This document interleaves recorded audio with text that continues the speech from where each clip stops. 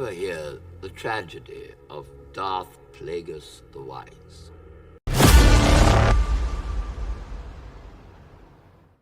Harry here. Vader's been a dick, so we're making his suit pink. Morning, Terry.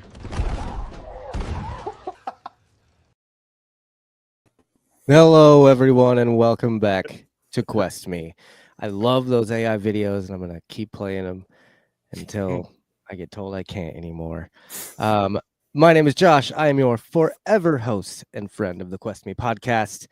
We now have all sorts of new things. You can find us on Facebook and YouTube at Quest Me Podcast. What? How cool is that? Finally. This week this episode, we're going to be talking about Darth Plagueis. And we're also going to talk about the Acolyte a year later and how it holds up now and other things. But first, let's talk to the other dudes in the room. We got Justin and Phil. Justin, how you doing? I'm doing well. How's everyone else doing? Great. You know what's awesome right now is that you're clear and your mic sounds great and it's turned on. Well, we spent a whole half hour trying to figure it out, but it's fixed. So anyone that listened to like the last few episodes of the podcast, Justin's like mic was a little crackly and I could not figure out what the hell was going on. Well, his microphone actually has a little on-off switch. It wasn't on all the way. So okay, we're here. That's too good. I'm honestly sorry I missed that whole troubleshooting session. Dude, it was like 30 minutes of fucking around. It was so much. Unplug that, plug it into here, turn that up. Go click on this. Yeah, it was pretty. I don't know what this switch does, but let's hit it. Yeah. It turns out Cabooses' gun didn't have any bullets in it. It was loaded with crayons. It's probably a good thing you missed that whole thing, Phil. But how are you? How are things? I hear the Ren Fair is just crazy lately. We got 2 weekends left. We have been hitting some ridiculously high attendance numbers. It's been fun. It's a lot of work, and I am looking forward to some vacation time after it is done. But it's definitely been a decent season. So, yeah. Josh, actually got to see Justin a couple of weeks ago. I was gonna say, did you see the photo of Phil and I? Yeah, I did. Yeah, that's. Have you guys not met the drink? Yet? I finally we've met a couple of times. Okay. Actually, like every time at Ren Fair, but we actually have met up. I was gonna say I could have swore you guys had met up a couple times. Oh yeah, before. no. Yeah, it's every just time running into each other again. But this time, Phil had his stash of hooch. And I finally drank a drink from I think Mando season 3. Yep, it was the Gorian's grog from season 3 of Mando. That like the drink that you had was that one? Yeah, I love that. I was super excited. I'm like, oh, this is what it tastes like. How funny! Yeah, so that was a lot of dude. Do you do that with like people that you know there? Do they come and like take a swig of your extremely awesome drinks? Not like when I'm working, but right. But like, yeah. Oh man, that's really cool. I like that. He has like if you can find them, if you're in trouble and you can find them, you might be able to hire the A-team. Well, it's good to have you guys here. Oh, there it is. Hey, there we go. Fun picture that is. How cool. But it's great to have you guys back for the show. We postponed this one. Life is crazy. Everyone's working. Everyone's doing things. So we're finally here to talk about Darth Plagueis and the Acolyte. Let me think. How do I want to do this? Let's actually first, before we go into into crazy stuff, because I got some news that's going to be pretty fun to talk about. Let's have Phil take us to our favorite place. I'm looking for a drink. Where are you going, Master? For a drink? Do you have spiced tea.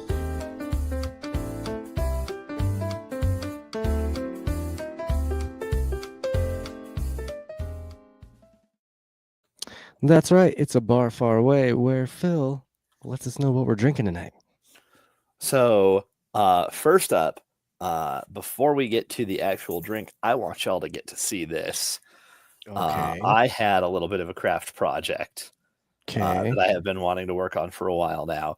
And you saw some of the early drafts of it, but this is the official bar far away. Oh, how sign. cool. I love the carbon scoring. Yeah, it's got a little blaster mark in it. I love that. Yup. How cool. And managed to not set my laser engraver on fire. So Hey, that's a bonus. that's a It's always bonus. a bonus. Today's drink is specifically something I came up with for Darth Plagueis, who, Ooh. liked the idea of not dying in his own Yes. very unique ways. So I have crafted a drink that is a riff on a classic cocktail called a Corpse Reviver number 2. Corpse Reviver number 2 is gin, lemon juice, Lillet Blanc, and orange liqueur, and it's done in a glass with a splash of absinthe splashed around in it as a rinse for the glass. This is gin, Lillet Blanc, lemon juice, and blue curacao for the orange liqueur. And then I actually had a gift from a buddy of mine who's also a huge Star Wars nerd. My friend Drew, sometime back, gave me a bottle of Gammeldansk, which is Danish herbal liqueur. I want to see your liquor cabinet. I know, right? It's imagine it's kind of like Jägermeister, but the Danish version. So it is a moose blood instead of deer blood. Licorice-esque kind of flavor profile to it. So it still gets that same kind of herbal quality that you'd get out of the absinthe rinse in the Corpse Reviver. So Gammeldansk for the rinse for the glass, gin, Lillet Blanc, lemon juice, and blue curacao. I call this That's No Mune. Ooh. Yes. It looks pretty. Man, It is delightful. Definitely has I do that wanna- curacao in it. Oh yeah. Yeah. Um I love it your is absinthe too. kind I'm of- realizing this. The more drinks that I see you make, the more I realize that you really love your absinthe. I really do. A lot more versatile than a lot of people give it credit for being. Yeah. But That's so crazy. I also like playing around with a lot of bitter flavors because they're so versatile. They're so varied in their presentation. There's a lot of different things you can do with different bitter liqueurs. So yeah. Anyway, That's No Mune. Recipe's going to be in the show notes, and drink responsibly. Yes, especially on a Monday. You got work tomorrow. Stop it. Not until 11 a.m. Hey. Yeah, that's nice. So thank you for that, Phil. As always, yeah, that's a bar far away. We love going there. I'm just drinking water today out of my sweet Jurassic Park mug. It's pretty fun. You little but- kid. I am.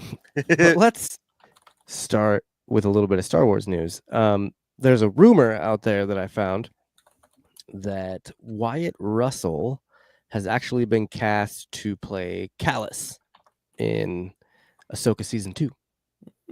Now, if you remember Kallus, he was the Imperial turn rebel. He was the original Fulcrum, I believe. The OG to go by that call so- sign. Yeah, he was awesome. By the end of that series, I loved his character. So if this is true, I think Wyatt Russell would play a wonderful Kallus. What do you think, Justin? Do you know who Wyatt Russell is? Fuck no, I don't. I was about to look him up right now. He's Kurt did Russell's you- son, and he played the bad Captain America in Yeah, Falcon and the Winter He showed up as US agent. U.S. agent in Falcon and Winter Soldier, Yeah, I just saw him. and then he was in obviously in Thunderbolts as well. Yes, which John was a good Walker. movie. It was a great movie. It's I haven't fun. seen that one yet. It's I've been good. wanting to. But like he looks go, the part. go into it with as little other knowledge about the movie as you can, because it'll be Yeah, that's exactly. No spoilers for you or anything. Like, just go watch it. You know the characters, and it's a fun of like Marvel movie. yeah. But like the Russell guy looks the part. Oh yeah. I don't think he will be the correct age, I guess. Well, I mean, with as much least- time as is supposed to have passed, or Yeah, that's what I'm thinking. The time that has passed. It's only like 25 years or something. And Callus was probably only in his 20s. yeah, I think he could probably manage it. So I bet- 45 to 50. Yeah, dude. And Wyatt Russell's what, 38, 39? He looks early 30s. He is Well. 39. Oh, damn, I'm good. Yeah. Money makes you look young. Yeah, well, that's what I was it going to say. does. And money also can make you look old. And No. so can effects and Makeup artists look old. Yeah. He's just gonna smoke a pack of cigarettes every day for the next 3 months. Like, and yeah. he's good. I think he'd be good. Phil, do you have like if you could pick your actor to play Callus, do you have anyone that you would choose? Because like once I saw that Wyatt Russell was rumored, I was like, actually, his like square face is perfect. Honestly, I could see him doing a good job with it. I don't know that I have anybody else immediately in mind who would be necessarily better. I just hated. But his I'd have to character go in back. Falcon. Oh yeah, I'd have like- to go back and rewatch that bit of Rebels and just be like, all right, be like, Yeah. okay, who is this guy? You know, remind me of how his character kind of slots into things a little more. Yeah. Then I would consider maybe finding a different person. But I mean, as he is, I think he'd be good just based on what I remember of his character. He's Well, I gonna think have just- them epic chops, though. Yeah, he does. I like that they're just talking about bringing him in because Oh, I yeah. like that character, and so seeing like what happened with him. Did he actually go join the rebellion? Is he part of the Senate now? Like, because I feel like he would probably, with what he did for the rebellion, he'd probably be able to move up pretty quick. You know, Oh, kind of yeah. like how Han turned into a general by Return of the Jedi. So I don't know. I think that's a fun rumor just all around. Having Callus and Ahsoka is cool, and Wyatt Russell playing him would be also pretty cool. We were talking about Thunderbolts comic book movies, Mhm. and I just wanted to, for a second, just talk about Superman. Oh, how was it? Did you haven't seen it yet? No. Either of you guys? Ren Nope. Fair and Okay. everything All right. else. I got no free time right now. Well, I won't spoil it then. It is. I've heard nothing but good things though. It's very good. Same I actually- tease. I went back and watched Batman v Superman and Mhm. Justice League over the last couple days. I'm sorry.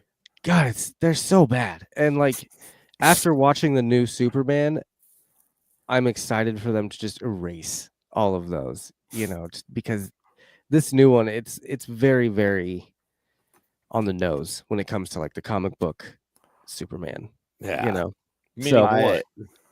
meaning he's goofy, but there's a lot of heart in the movie, and there's like a lot of, I don't know, tugs on your strings a little bit Mhm. a few times. So This is good. they make him a little I've- more vulnerable, which is nice. He's not Mhm. just like Henry Cavill's Man of Steel, where he just wouldn't feel anything.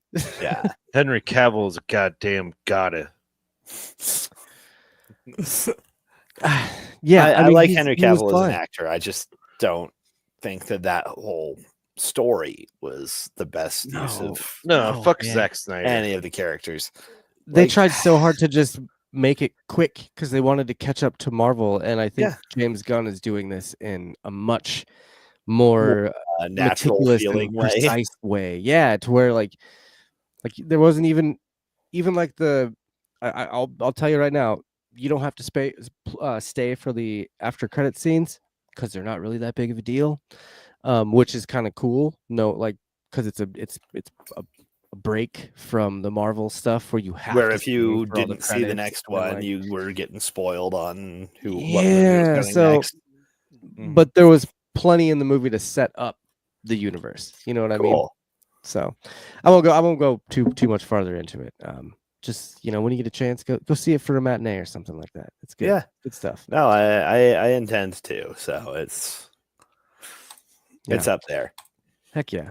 We are going to talk a little bit about the Acolyte tonight. I binged the Acolyte all the way through a couple days ago, and How'd I it hold want to up? talk about it. Well, first, I do want to say for fans of the Acolyte, there's a new Jecki and Yord story coming out July 29th. It's I think they said it was like a graphic novel, something like that, or maybe just a novel, but it's a story kind of about them and their relationship, and like, yeah.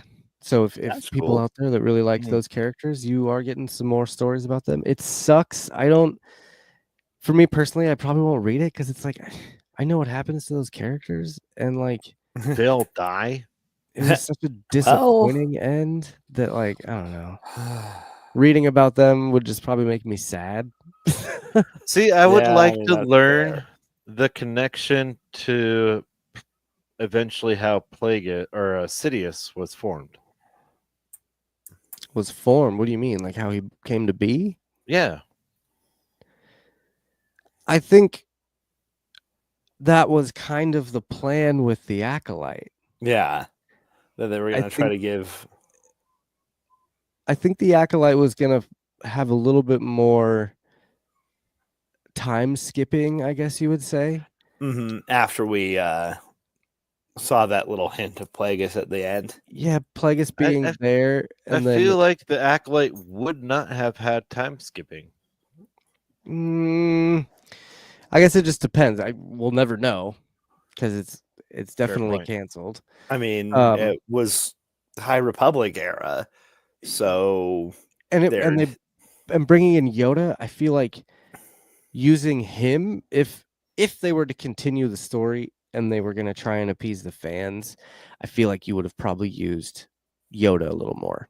And you time skip a little bit to where Yoda's hunting down Chimere and Osha.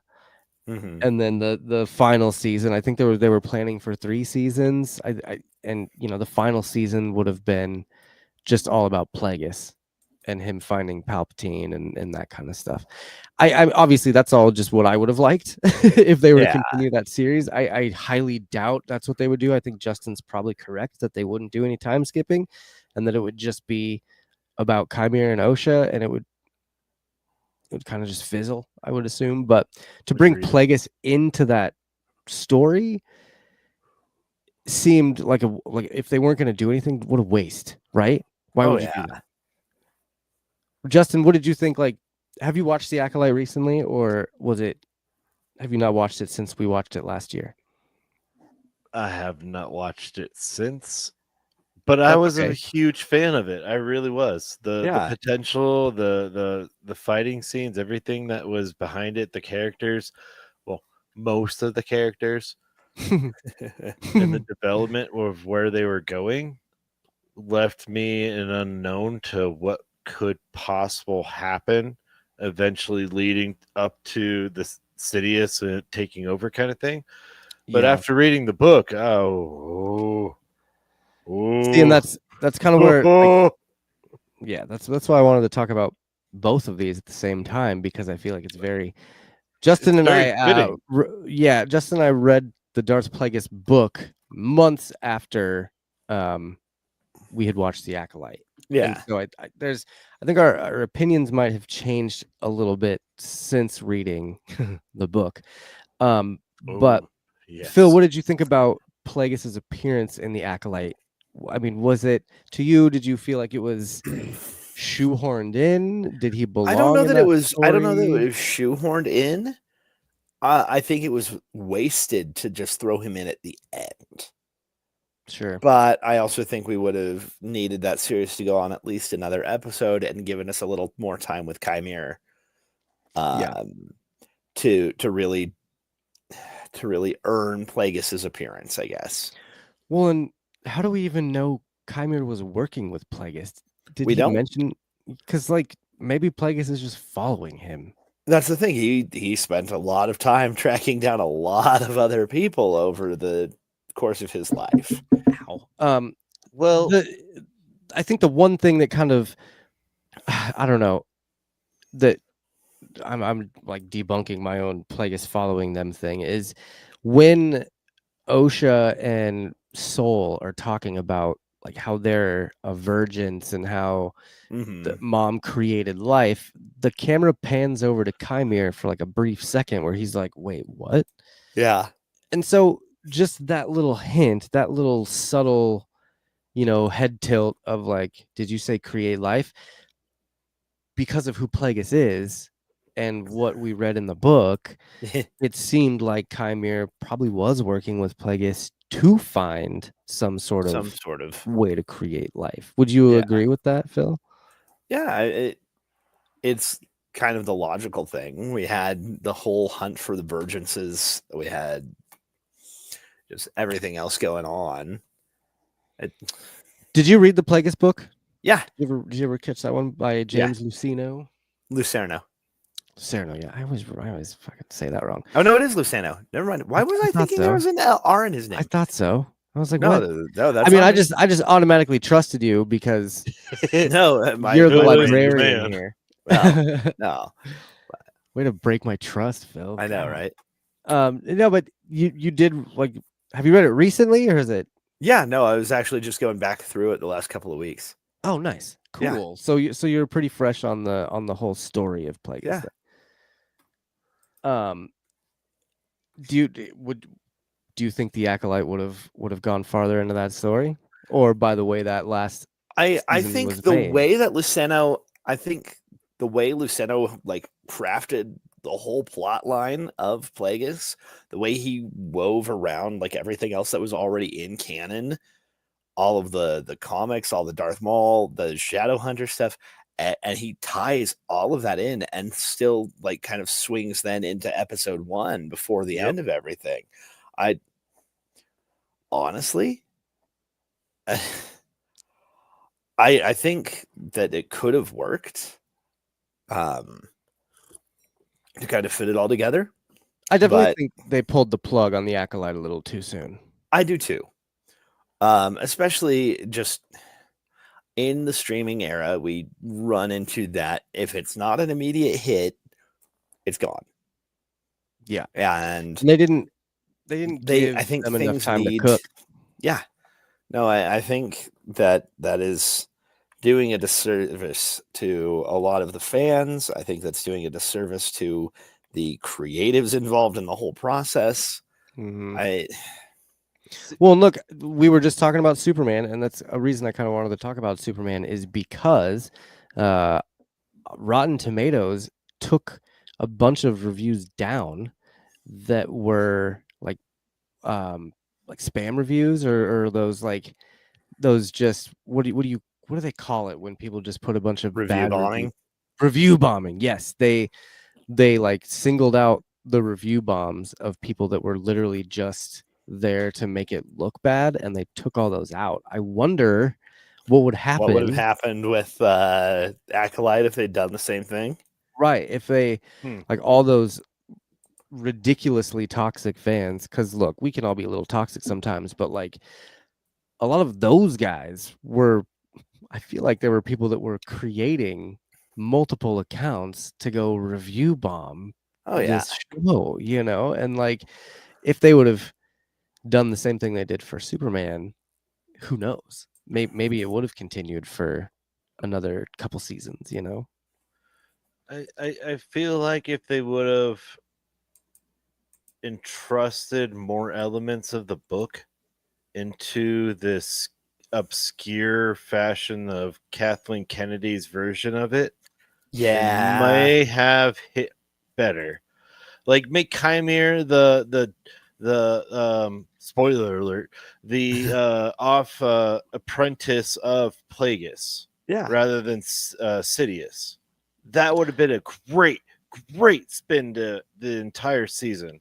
or the Well, series. It could have been Plagueis could have still been with, was it Tenebris that was his master? Yeah. Yep. So Plagueis could have still been the apprentice of Tenebris, but just doing the Sith thing and having a secret apprentice that all the Sith do, because that's I'm saying they that are. Tenebris Well, had Plagueis... the secret apprentice, and the secret apprentice be Chimere. Oh, rather than instead of the other Bith, you're saying it will be Venomous. Chimere. Venomous, thank you. And then that's the Okay. guy that he was sort of fucking with doing the midi-chlorian experiments. Yeah, when on. he was doing all of his life and death experiments with him. But Plagueis never met Venomous until Venomous hunted him down. Yeah, like he didn't even know he existed until Venomous found him. until in the Venomous forest. showed up and tried to kill him. But hey, Right. It's the adaptation, you know. Oh yeah, and it's possible that they would make him like Plagueis discovers him instead. Well, I mean, keep in mind that technically speaking, the book Plagueis is Legends, not new canon. Right. Oh yeah, for sure. So, but it bleeds into canon, which it is so does awesome. because so they many other pulled books do elements that. from it. And Luceno himself, when he came back to write, what was his follow up that he did? Darth Maul, I think. No, Darth Maul Tarkin. Before that, Tarkin is in the new canon.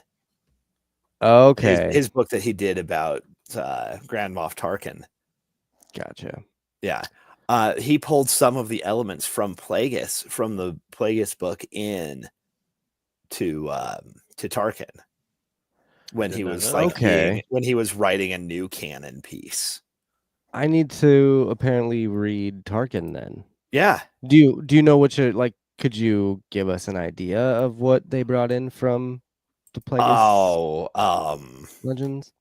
Oh God, what are we looking at? Google search. No, figuring out who he figured out who Palpatine was, basically. Okay. Like he was kind of playing detective with the actual identities of the Emperor and Vader. Because he knew who Vader was. I know that Tarkin knew who Vader was. Yeah. One of the few that did. Yeah. There's oh God. The droid. Plagueis' droid shows 11 up. D. Yeah, what really? Yeah. Yeah, 1 shows up. That's okay. That's really cool. I liked that droid in the book. Yeah. He was cool. I mean, it's the Plagueis novel came out in 2012. Yeah. So it was way it was one later. it was one of the last ones to come out before the canon reboot. Which blew my mind on the release date. I would have thought it was like 2002. It was after episode 1 release. Well, because Plagueis isn't mentioned until episode 3. That's true. Like the character himself is never even name dropped until that scene with Palpatine and Anakin. We played that scene at the beginning. Yeah, opera. The tragedy, our background. Yeah. I think with the Acolyte, like watching it again, after reading Plagueis and stuff, like I understand a little bit more now why some of those more Legends fans were upset. I can't forgive the review bombing of people that just were trying to be hateful and anti-feminist and whatever they were doing politically to the show because of the incels, the director. Like it was the whole Leslie versus, the creator, Leslie, what was her last name? I can't remember her last name, but her versus all the fans was kind of crazy, which Headland, Leslie Headland. Thank you. Yeah. I don't know. It was a dumb time in Star Wars fandom. I feel like it was because there wasn't. It really was. They, and then of course the showrunners are going to push back. I mean, they're tired of it. They're tired of it. It deserves cook. one more season, man. Yeah, I would say so. Even if it's just I a hope 4-episode they do more. thing. I mean, because right now the novels we're getting are prequels. Yeah, All the High Republic stuff. I just mean the tie-in prequels novels. to Acolyte, like the For Jackie Acolyte, and they're Yard. doing Yord. Wayseeker and the Crystal Crown. Yeah, Uh, which is like stories about Soul and what Jackie and all those Jedi that we loved. yeah. Jackie. Wayseeker came out like 2 months ago. Okay. And then the next one's coming back.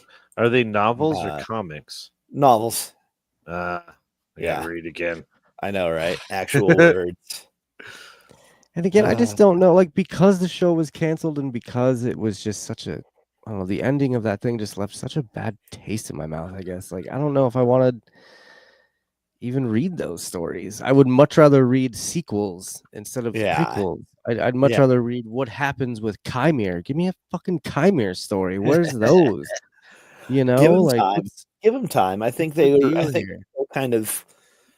still kind of fleshing out not fleshing out, but kind of trying to suss out how what's going on, the general environment, the kind of climate is regarding the characters. How are the fans feeling about them? I agree. I think if you put a poll up, I bet most people would say Chimere was the best part of the Acolyte, and we should have gotten more of him. I would disagree with that. I would say the fighting was the best Chimere? thing. Shut the fuck up.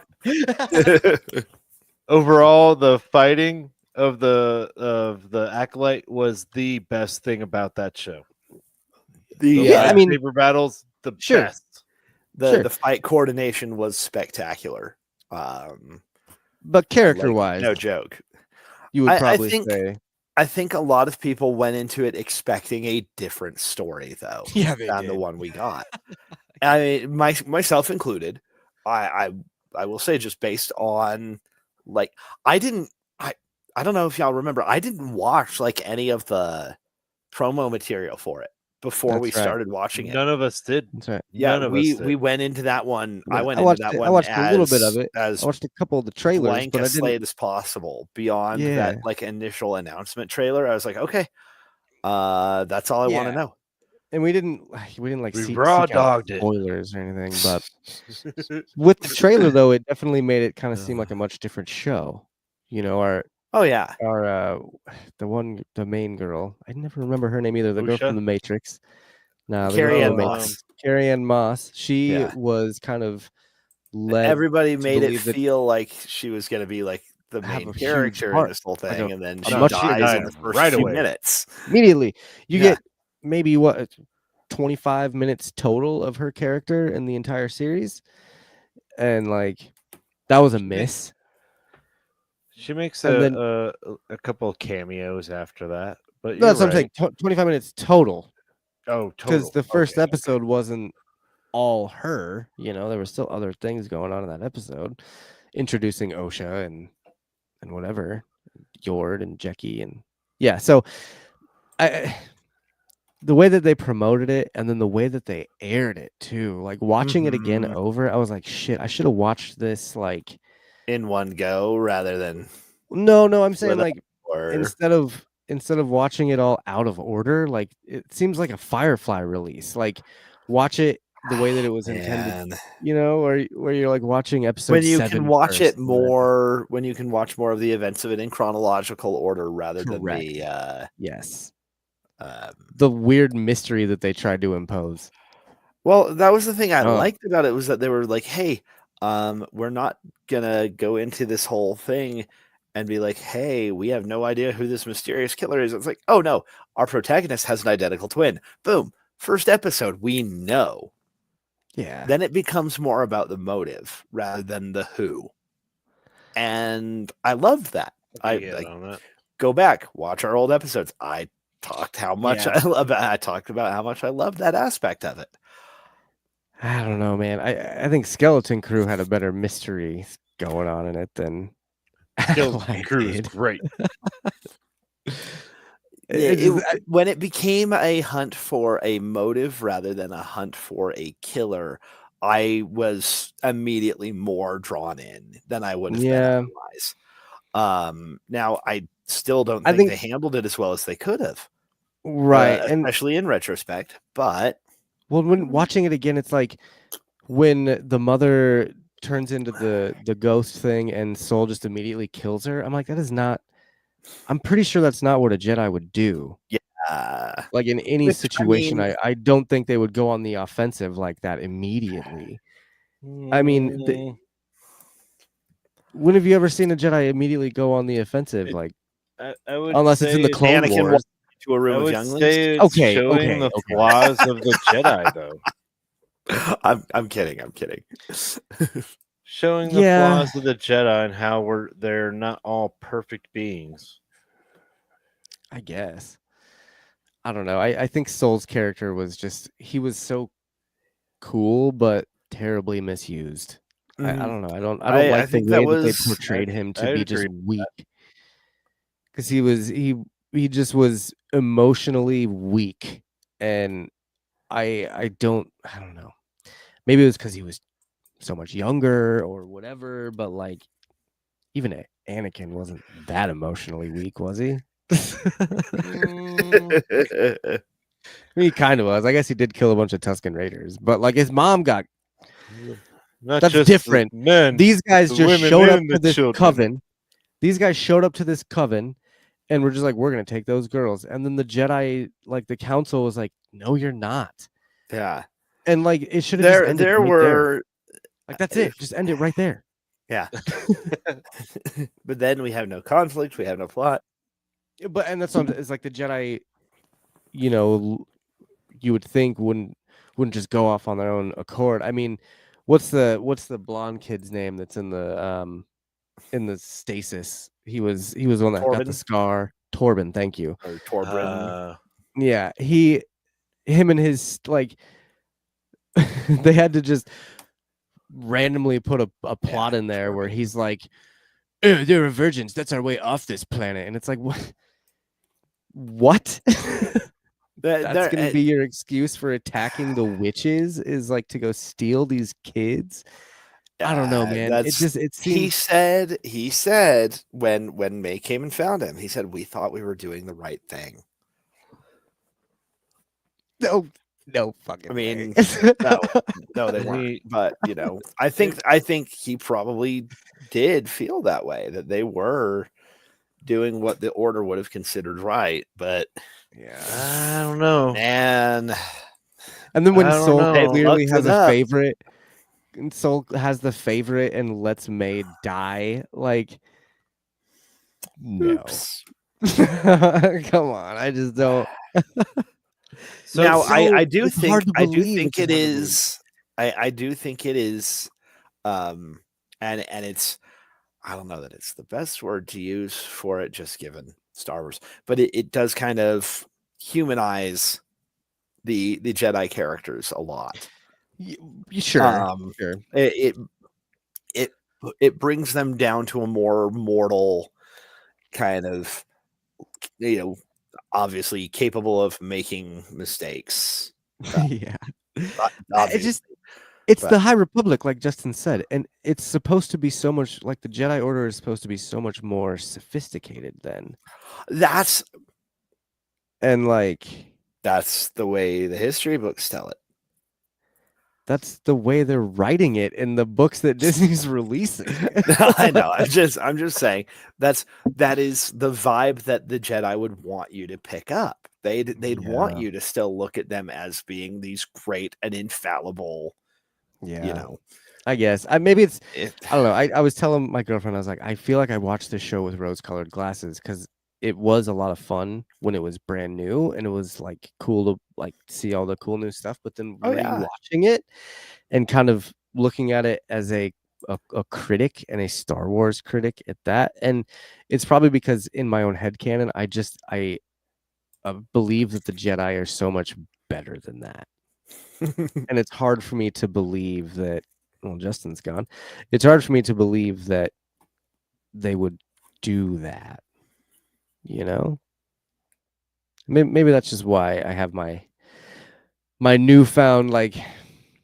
At this point, my rating for it after watching it again would probably be like a 5 or a 6. Like Justin said, awesome fight scenes, awesome choreography. That all that stuff. But like everything else, I mean, you know, it is what it is. Justin's computer died, so Yep. he might be back. Yeah.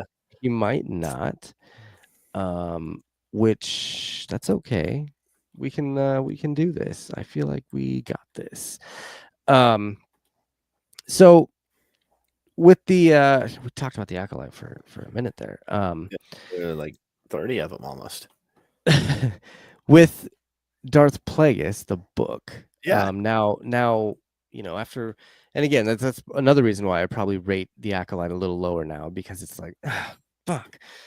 There's so much more with Plagueis.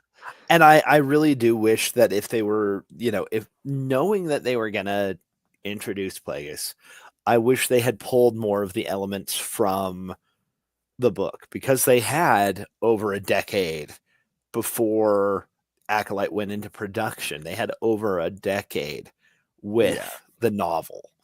And I understand why you know, say that, you know, oh, this is so much more disappointing now that I've read Plagueis. I was like, but yeah, it is. It's just kind of, you know, it is what it is. And reading the book, you're like, shoot, they had a lot of misses here, where they could have really incorporated some more Plagueis stuff. And I feel like the fans might have responded a little bit better. Yeah. I mean, if we had known, making more of those ties clear from the get-go. Yeah. Like for somebody like myself who loves getting stuff that's set in the Star Wars universe but isn't connected to the Skywalkers, which is great. I love that. I love having that. Me too. But I want it. I want it to be done well. You know, Skeleton Crew was great. That was such a fun show. All those kid actors were so good, and I mean, the story was interesting. You know, it was compelling. Their hidden planet was like, oh fuck, that's totally. Plus, we had Smee. Yeah, dude. There's a lot of cool stuff in that show.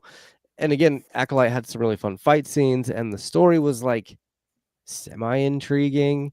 But like, who are the witches? Who cares? Yeah. Why do you just have this? You have a whole planet full of Night Sisters that these people, these women, could be separated from. You know, like, why do they have to be a completely new? You're introducing a whole new set of Force users and like magic wielders that like, which was fun, but it's like at the same time we already could have had that connection with the Dathomiri. We could have had because, you know, we could have introduced Maul's mother.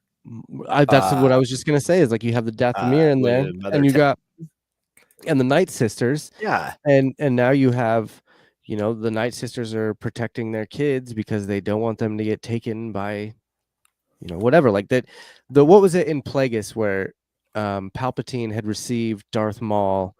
Maul, because mom gave him to Palpatine. Yeah. Because the Night Sisters were gonna like take him for some sort of ritual. I think it was like some sort of, wasn't it a sacrificial ritual or something like that? I could have potentially been, but I cannot remember what but I know it was something that she was trying to protect Maul. Yeah. And she wanted to give him a better life. And so Palpatine took him and just railed him for his entire like growing up. Like, he grew up to know nothing but hatred, dude. Like, Palpatine was such a dick to Maul. Yes. In that book. Yes. And like, you know, another Talzin, his mother, it's for Talzin. Yes. Dude. And I thought that was a really fun, like fun Easter egg, to show, Yeah. oh, Palpatine has had Maul hiding away forever, just like Chimere has this hidden apprentice away from Plagueis. Like, Everybody has a and hidden and apprentice. and That's there the you thing go. with Sith. Yeah, dude, they always have that secret apprentice that then eventually kills them. It's mind blowing. There's some aspects of Bane's order that still perpetuate. Now, with the Acolyte, sorry, go on. I was just gonna say, I love that Plagueis is like, no, I like conceptually that at this point the Jedi have thought of the rule of two as being the way for the last 1,000 years since Bane, and now while they're still thinking that, we're going to use that against them. Mm-hmm. We're going to convince them that there's only ever two of us. And now in the meantime, we're going to just like have all these other little side plots. Everybody's got a secret apprentice. The apprentices have their own secret apprentices that no one else knows about. Wild, and just building an actual like Sith order. Yeah. Without actually building a Sith order. I mean, you could do that and then have someone take control of it. Yeah. Like someone rise just the ranks. idea of setting all of that up so that, that the Jedi will be caught more off guard when they actually do reveal themselves. Then I loved that element. And I wish that, that got played up a little bit more. Yeah. That was in episode 9 where they somehow amassed this weird Sith, like, what would you call them? Like Sith cultists? Yeah. On Exegol, I guess. Cultists. Yeah. Dude, Justin and I were talking about that beforehand. Like, he was trying to, I don't know, yell at me about Last Jedi again. And I was like, you've got to read Colin Trevorrow's like leaked script. Some of the original plans for things. Yeah, and so that's how that got introduced. Sent him into a spiral. But no, I think going back to the Acolyte, I do think that Plagueis was there to not only draw people in, but then they were going to expand on his story a little bit. And if they would have done anything from the books, I mean, Plagueis was always depicted as having some sort of breathing apparatus, like he got fucked up at some point and had to have something later on in his life. So that could have been a battle with Chimere, whatever, and it's a convenient plot thing for Palpatine when it's like, okay, no time for you to die. Right. I do, and just that thinking of the Plagueis story, like I was thinking of the Acolyte as I was, reading the book. Yeah. And like thinking about how they could have really done a much better like story with a Plagueis Acolyte instead of a random Chimere Acolyte. Yeah. And like watching or reading that book, it started way, way, way before episode 1. It was like 100 years before. Moons live forever. Yeah. They live forever. And so he was training Palpatine. See what that'll do for you. Right. And he was training Palpatine for like 40 years or something like that. He got Palpatine as a teenager. Yeah. And so, if they lined it up in any way with the Legends book and Acolyte, they really could have taken that and ran with it. And used that. They could have used Tenebris, used Venomous, and like all that stuff. Like, I don't know, that Plagueis book was so intriguing to me and so much fun because you immediately start out with him killing his master. Yeah, that's our opening. Yeah. and then him going and like deceiving that whole crew. The poor crew, the poor woebegone crew, dude. I love for Luceno. I love how much he builds up all of these characters who are just about to get them down. Absolutely massacred by Plagueis tries. He tries to like. Well, I mean, work with them for a minute. When you realize that he's just conducting experiments on them the whole time, it's just like, Oh, Yeah. you're Like, oh, literally crap. just trying to see what you can feel of midichlorians when in the moment of Yep. someone's death. Right. And when Like, people are scared or when yeah, people are yeah. What is the nervous or fear? whatever. How does the fear response manifest in the Force? How does Yeah. you know? And that's that whole book is him studying the Yeah, midichlorian. Like which is Sidious fascinating. Sidious was such a so scandalous, dude. He just stole everything all the way to the top and just kept taking other people's ideas, you Yeah, know? Because he never knew shit about midichlorians until he met Plagueis, and then now all of a he sudden they're you know what do you call it? Like manipulating them. yeah, and then for him to just go and be like showing off to Anakin, like, oh, by the way, did I ever tell you? Did you ever hear the story of this tragic Right. Sith Lord? Just Right. Dude, and scandalous his death. It's like, motherfucker, you killed him. the way that he kills Plagueis too. Like I love obviously it's Legends, Yeah. but obviously someone had to write off on that story. Yeah. And usually Lucas would write off on those things and Yeah. like allow them or not. And there were some times where he would use parts of those stories, like Coruscant, for instance, was never exactly. a The thing. name of the planet wasn't in the movies. Right. So Lucas was really cool about that stuff and would sometimes use, Legends books as canon material. And that's exactly what Filoni's doing right now. He's kind of just going, Kathleen Kennedy and Disney be damned. We're going to go pull a bunch of Legends stuff and, we'll make these new characters, Mandalorian, we'll deal with Ahsoka, but we're going to pull some Legends things because that's what it's there for. So yeah, I mean, but anyway, back to the tragedy of Darth Plagueis. Yeah. In the book, the way that he kills him was so funny. Yeah. Because you're like, oh, this is how he does it? Wait a minute. Like, and he's brutal about it too, because he's He like, is. that's the poison coursing through your veins. Like, no, we've got so many options for what we can do to you. Yeah, and he's like, "Are you getting tired, Plagueis?" And just starts electrocuting him and doing all this stuff. Like, it was a brutal death. Plagueis went through a lot of shit in that book. The attack when he was like, oh god, when the assassins come after him. Yeah, and he gets like it was so graphic in the novel. His jaw just gets sliced off or his whatever. Nose and his jaw. Yeah, just gone. And and so then for the rest of his life, he's wearing this breathing apparatus that his droid makes up for him. Like, dude. Which I gotta say, like, one of my favorite droid characters in the Star Wars universe, 140. Really? Oh yeah. He's got an attitude. He does. And he just kind of goes with the flow though too. Like, I love how he at the beginning when Plagueis like steals him basically. Yeah, he kills the crew and then he's like, "So am I yours now?" And Plagueis is like, "Yep." Are you taking me with you, or are you going to leave me here on the ship to just eventually die?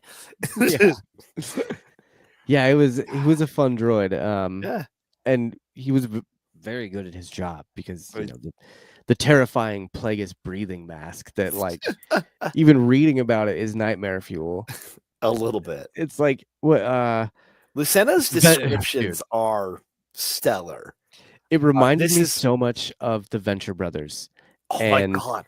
The guy Baron Underbite. Baron Underbite, when he takes his little metal jaw off and his tongue just falls down. That's what I imagine Plagueis. Whenever Plagueis goes to sleep, he pulls that thing off and his tongue just flops out.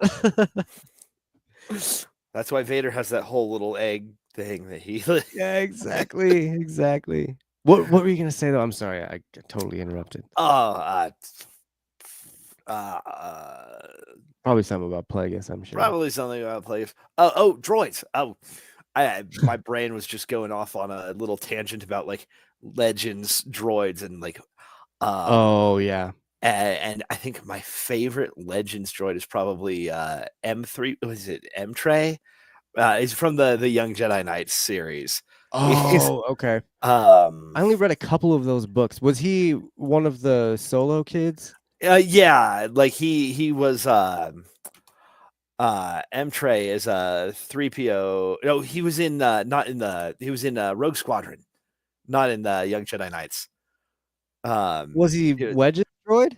Wedge's droid in the Rogue Squadron books. Okay. Yeah, Yeah. that was a fun droid. I do remember that. I have a bunch of those Rogue Squadron books that were cool. And there was a whole bit where they were talking about how, like, what they were going to have to do to actually get Wedge's kill count accurately displayed in the symbols painted on the side of his X-wing.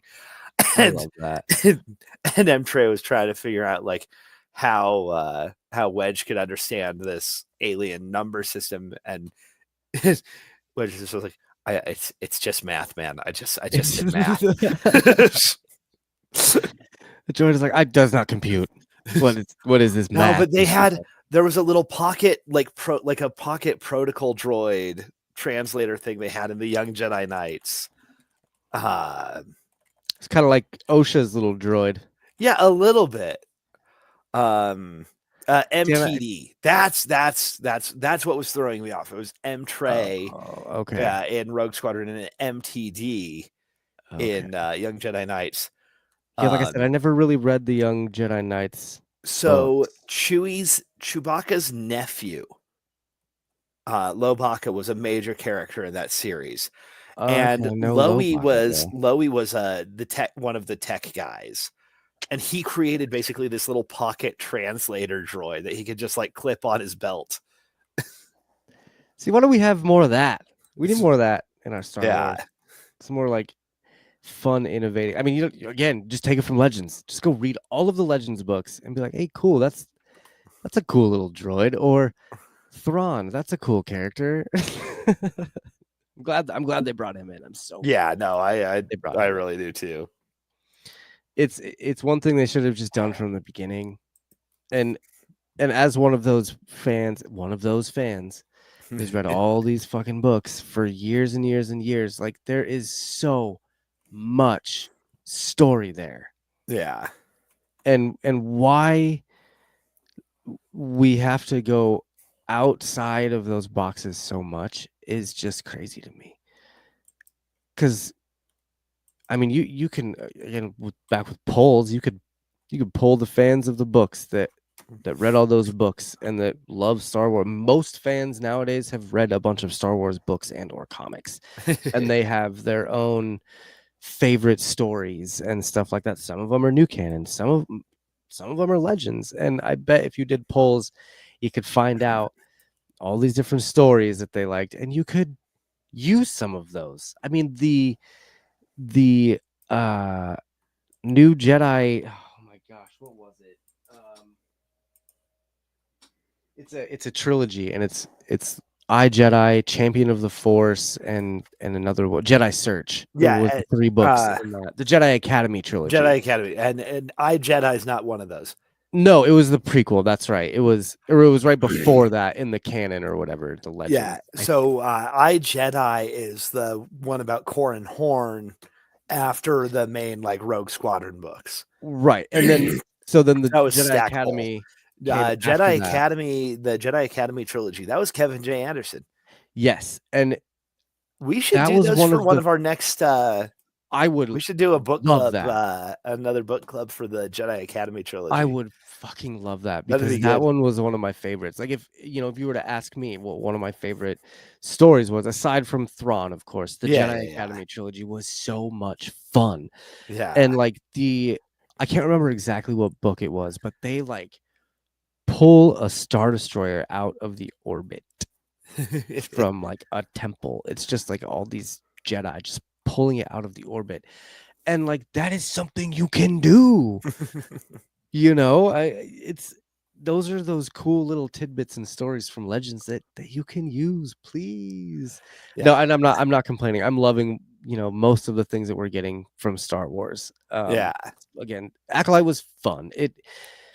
People were upset about a lot of things. It was still a fun show. And going back and watching it, there were some things that questionable, but still a good time. Skeleton Crew. It was what, 94?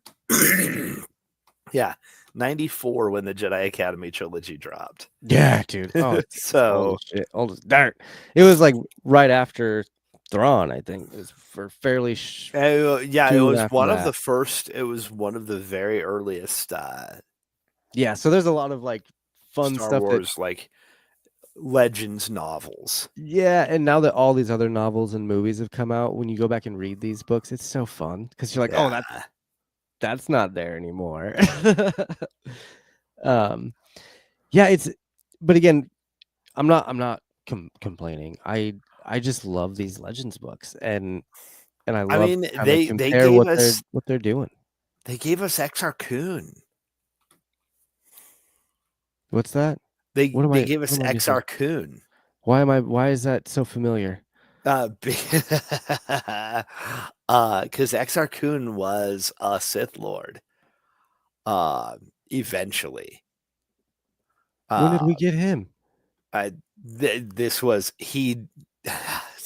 Was this in Jedi?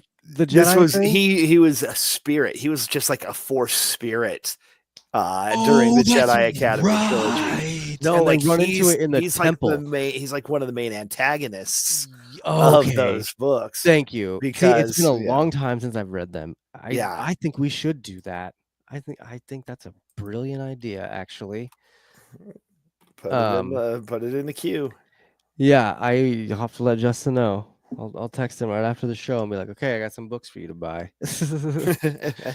But no, and again, Skeleton Crew was great. I loved Obi-Wan. I went back and binged that series again. Yeah, recently. That one was fun. It was emotional. It was really good. I'm still happy that they managed to hide Leia's involvement in the plot of that one through like all of the initial marketing. It's like they were really good. They're getting better at their marketing these days. Yeah, you know. Well, and realistically, people are getting better about just being like, no, we don't actually like need to know everything about a series. It's nice to have some surprises here. Right. Yeah, that's something that we've done here on Quest Me is try and not look at all the spoilers. Like, right? Like I get like I used to be the guy who would go through and find out literally everything I could about an upcoming movie or TV show that I was interested in. And then it's just like, It turns you into a cynic because then you're watching shows and you're like, I already know this, you know, and everyone else is enjoying it. And you're like, yeah, this is boring to me. I already know where this plot's going. Yeah, I would much rather be surprised with TV and stuff nowadays. And like, you know, Superman had a lot of trailers. I didn't watch all of them. I watched, you know, the main couple, and they didn't give away too much. Like, I know almost nothing about the plot. I know that wonderful. That's so. I know that there's a handful of Justice League of America characters who show up in it. Yes, because that's and you need to know that Nathan Fillion is a godsend. Well, because he's playing Guy Gardner. Dude, he's incredible as Guy Gardner too. Like the most assholey of assholes, and it's awesome. Yes. I fucking love it, dude. So anyway, back to what we were talking about here. Yeah. If you out there, if you guys listening on podcast land, there were a lot of viewers today, which thank you for the ones that are here. But out in podcast land, go read the Plagueis book. It's worth the read. Especially if you want to have like a bit of headcanon backstory, it's a lot of fun. You know, you get to see how you see a lot more, honestly, and the way the way Lucino incorporates the book into episode 1 is, quite frankly, brilliant. I thought it was really good. So if you want a good read, definitely check it out. And you know, I read a lot of it, but I listened to a lot of it on an audiobook as well, which is cool. I love reading books still, but like when I'm out driving, and I have a free audiobook on Spotify, I'm gonna take advantage. So, I'm gonna take a minute right here and just plug the Libby app. If your public library does the Libby app, get yourself your ebooks and e-audiobooks through Libby. It is one of the best. It's one of the best services that libraries offer right now. It's the company is Overdrive. They used to do Libby is the newer version of their app, but it's so good. I went back through because I couldn't find I have somewhere, I swear, a hardcover copy of Plagueis. Oh yeah, I couldn't with find the old the old like OG cover art. Yeah. But I couldn't find it, so I was like, all right, well, let's fire up Libby.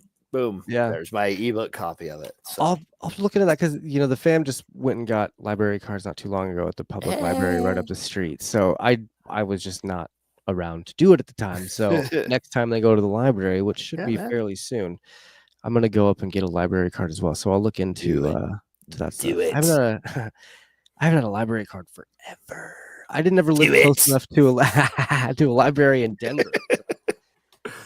I don't know. And now that we're actually reading books and stuff, it's a good idea to have that on deck. I mean, I do have a lot of Star Wars books to read, but yes. Oh man, I fairly recently got a couple of boxes, like big, like banker's boxes full of one of my retiring coworkers' old Star Wars book collection. Oh. So yeah, I have doubled up on some of my like classic books now. Really? But like hardcover and paperback copies of things like the True Set Bakura and nice. I think I have the hardcover of that. No. Oh, yeah. No, like I got Vision of the Future and Survivor's Quest and the Courtship of Princess Leia, Dave Wolverton. Yeah, those are all the hardbacks. I do have the Crystal Aftermath Stars, series. Vonda McIntyre. God. The Aftermath series was Wendig did so good with those. It was okay. I appreciated what he was trying to do there. I think he got hit with a lot of the same kind of attitude that the Acolyte did. Yeah, well, and it was worse then because people were like, "What do you mean you're restarting the Legends? Yeah, what are you talking about?" Yeah. So he was kind of Chuck was, and he did get a lot of flack for being one of the first big published authors to take it kind on. of take a swing at the new canon, and that I still applaud him for taking that on. Yeah, because I honestly really enjoyed the whole Aftermath trilogy, and I'm honestly kind of sad that Temin, his protagonist, got kind of just handled the way he did when he, with the way the movies ended up going. But, I mean, you're writing a licensed IP; it's gonna happen. Yeah, and like I think Lucasfilm was really smart to bring in some of those old writers to write new stories as well. Oh yeah, bringing Zahn back in. Exactly, that's what I was going to say. And doing like a Thrawn prequel. Yeah, I love how he was like, "Yeah, I'll write more about Thrawn, but I'm not touching my Legends books." Yeah, we're not changing shit. Yeah, he's like Disney. You know that's the best story you got. So let's not fuck that one up. I'll write you some prequels though. And which were good. I read the first two that came out. I think there were two trilogies, weren't there? Two Thrawn trilogies. One was more with Vader, and the other one was more about Thrawn growing up. And I read the one more about Thrawn growing up, which was pretty interesting. Is like young Thrawn. Dude, yeah. And like his planet is no joke. Like the Thrawn ascendancy. Yes. That was fun. Yeah. Those were good. But yeah, it'll be cool to see what Disney does moving forward with these things. Yeah. I think they finally have a little bit of a handle on how they want to like do things. They were releasing, I think too many shows and just trying to pump out as much There content was as there they was kind of the could. shotgun blast approach to things for a while. Yeah, It was like, yeah. hey, So we're just gonna overwhelm you with volume rather than necessarily going yeah, super high quality, I just gonna guess. throw a I bunch of don't shit know. at the wall and hope something sticks eventually. Which Cool, as you know, we get a lot of stuff, but I'm over here as a Star Wars fan looking at Star Trek fans and being envious of the amazing show that is Strange Worlds. hey, you know what? You know what? You can be both. I am, and you know what? Just because I'm more of a Star Wars fan, if you are watching Strange New Worlds, season 2 has come out. It's amazing. The first 2 episodes are great. Our friends over at Open Pike Night have a shit ton of guests on their show this upcoming season. Like all the actors, writers, director, everyone is coming on to Open Pike Night. So I'll put that link in the show for them notes. with that. That's Me too. like It's a huge legitimately accomplishment, amazing. dude. I'm proud of those boys. Like, man, Jesse's been one of my best friends since we were in first grade, you know. So it's amazing to see him get a little bit of success with his podcast. So I'll put that link in the show notes. Go check out Open Pike Night, especially if you're listening or watching Strange New Worlds, which, to continue that, the first 2 episodes are amazing. I'm happy I won't to spoil it, see, but there's a character that makes a cameo from, you know, other places in Star Trek that you're like, oh my god, how cool. So definitely check it out. yeah, it's fun stuff. Anyway, we're gonna kind of wrap this Let's thing wrap up it up. here. I think we're Plagueis. babbling now. Yeah, Plagueis was good. Good shit. Check it out. Read the book. Brace yourself, because it is legitimately one of the darkest Star Wars books that I have ever read. That's very true. And part of that is just the nature of it. We are getting the perspective of a Sith Lord. Yeah, it's not gonna be a cheery story. He's one of the most reviled Sith Lords as well. Oh yeah, no, he's legitimately one of the worst villains in the entire franchise. And they show that. They definitely show that off. Yeah, no, he earns his title as a Sith Lord. That's for sure. Right. And he's just the way that Luceno ties, again, I said at the beginning of the episode, the way he weaves stuff around through what was existing canon at the time is incredibly skillful. If you have read any of the Darth Maul tie-in stuff, the Shadowhunter book is one of my favorites. Yes. No, if you've read Shadowhunter, he's threading a needle around all of these other plot events and just showing you how manipulative all of our Sith Lords are. You know, how intelligent, how cunning, how studied. Even Maul, you know, is a well-read. For a guy who says almost nothing. Right. His introduction in the Plagueis book, it really shows you how much he trained in the dark side. How much of that Sith nature he adapted to. It's crazy. Yeah. And I love, legitimately, that's one of my favorite things about that and Clone Wars, playing around with Maul a little bit more. You know what we didn't talk about is them playing around with Dooku and Qui-Gon Jinn. Man. In these books as well. Yeah, because guess who trained Qui-Gon? Dooku. Now, that was before he went, Sith Lord. But this book actually shows you how he goes from Jedi to how he became really Darth Tyrannus. He resigns from the Jedi Order to go and reclaim his old name as Count Dooku because he was some sort of count on whatever planet he was. He re-embraces his attachments, right? And then Plagueis takes him as Sidious takes him as his secret apprentice. Yeah, as his first secret apprentice.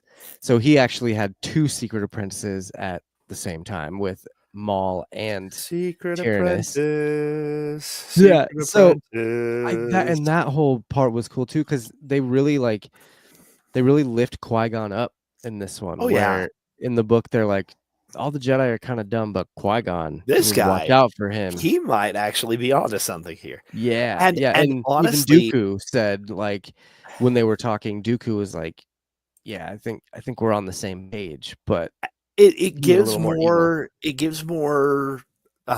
more weight to Qui-Gon being like, oh, here's this kid when he meets Anakin. His reaction to Anakin makes so much more sense. Knowing the whole chain of people to whom he was apprenticed through this line.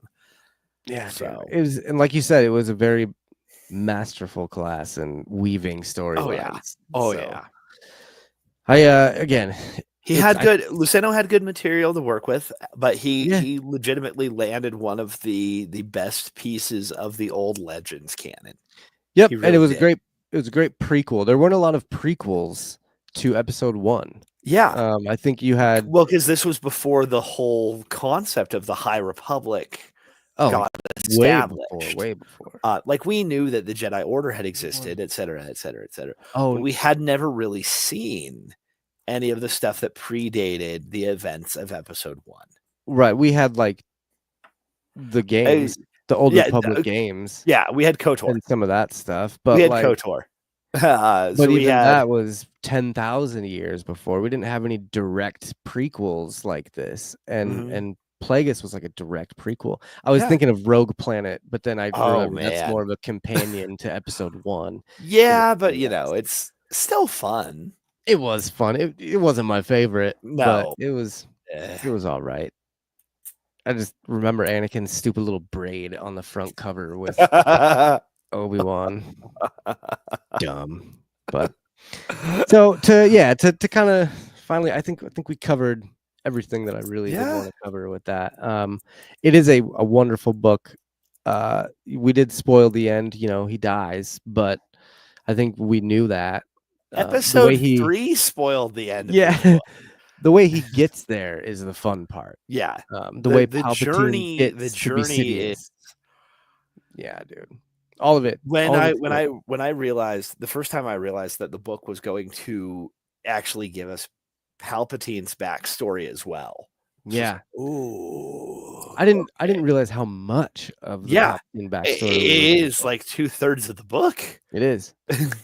I mean, it's mostly from Plagueis' point of view. Yes. But so grain of salt with any of the details. Yeah. But it's also, I mean, think about it. It's really almost like it's just Palpatine kind of going back through old files and just being like, oh, so this is what happened with Plagueis all before I met him. Yeah, exactly. But I will, if that's still on Spotify, I'll put that link in the show notes for the Plagueis book. Yeah. For people that want to do it. But if like Phil said, if you have a library card, and what was it called? Libby? Yeah. Libby. So sounds like a good call. Is there anything else you wanted to mention or talk about today, Phil? Hey, Colorado Renaissance Festival has 2 more weekends. If you find me, come say hi. You're doing the flower cart, right? Yep. Selling flowers. He most of the time looks like this, so go find him. Well, that's going to do it for us this week on Quest Me. Thank you guys for joining. Thank you guys for listening. Like I said before, follow us on Facebook and YouTube at Quest Me Podcast. Those links are on the show notes. There are a couple other little links you can click on as well, including Phil's blog, Sword of the Ancients, and his Blue Sky account. That's all I got. I don't have an ending video yet, so I'm just gonna end it this way. Yeah. May the Force. Good night. Yeah. My name is Josh. I have been your host. I'm Phil. And he still points the wrong direction because everything switches up whenever Justin drops out. You guys all have a great week. We'll talk to you in a couple weeks. May the Force be with you.